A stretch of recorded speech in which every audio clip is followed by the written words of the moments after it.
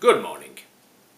This is me, Leonard Wells, broadcasting as usual from Haslingden, north of Manchester in the UK, on Saturday the 8th of January 2011. My subject today is not one which will have you immediately jumping up out of your chair with glee or with delight, or getting out of bed an hour earlier to listen and watch, invigorated by this subject. The subject I'm going to speak of is gas.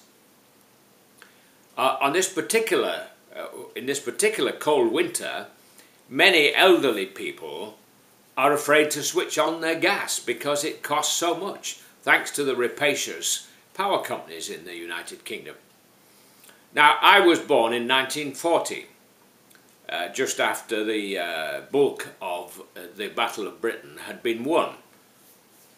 And at that time, and of course for many years before and afterwards, our gas supply in the UK for cooking and for heating, where we had gas fires, and most people didn't, we mostly had coal fires, our gas supplies came from coal.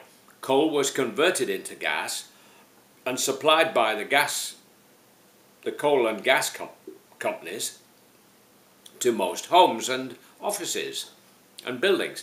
And now street lighting was largely gas. I remember a man used to come along with a pole and switch on the gas lights at dusk and switch them off again in the morning.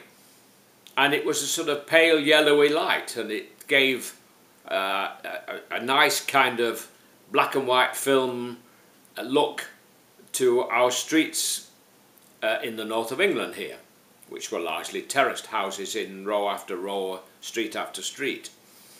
Now, what I'm coming to is that while we were all happy with coal gas, and it was reasonably cheap, most of us used to have a slot meter, initially a penny, and then later a shilling, and later 2 shillings, I seem to remember. And we were quite happy with it. It had a tremendous smell, this gas, so that if there was a leak, it was quite obvious. Unfortunately, many people committed suicide using gas in those days as well. Well, let's not dwell on that aspect of the subject. What I'm coming to is this. When we discovered North Sea gas, we made the mistake of abandoning coal gas, despite the fact that we have 100 years supply of coal in the UK underground, and chose to convert at great expense all our cookers and heating and lighting, where appropriate, to North Sea gas.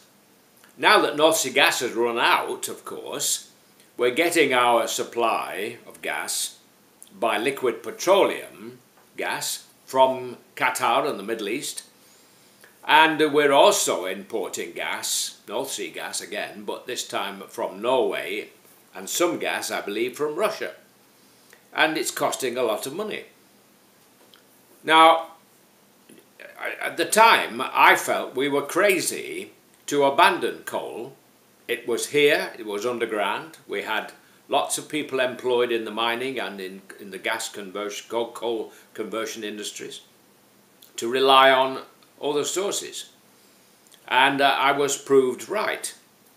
Now, if you think about it, what are we doing importing gas in liquid form from other parts of the world when we've got our own supply here? I mean, we have 2.5 million people or more unemployed, many of them young people. Now, wouldn't it be sensible to seriously consider opening some of those old mines, training some of our young people who are on the dole to be miners, and starting our own factories to produce gas again? If we've got a 100-year supply, you add it up, what we would save against importing the stuff. But of course Mrs. Thatcher would probably have a heart attack if she heard me talking like this, because she believes in free enterprise. To some extent, I do also. But in cases like this, I think the government has to take the initiative. And I'd like to see them do it if they had the guts and the balls to do it, if you pardon my French. So there you have it. That's my thought for today. Let's become independent of Norway, Russia and the Middle East and go back to using coal. There are processes which would not damage the climate arrangements and give off too much carbon monoxide and carbon dioxide. It can be done if you set your mind to it. Nothing is impossible in this world if we set our minds to it. So there you have it. Think about it. Have a word with your MP about it. Write to your local newspaper about it.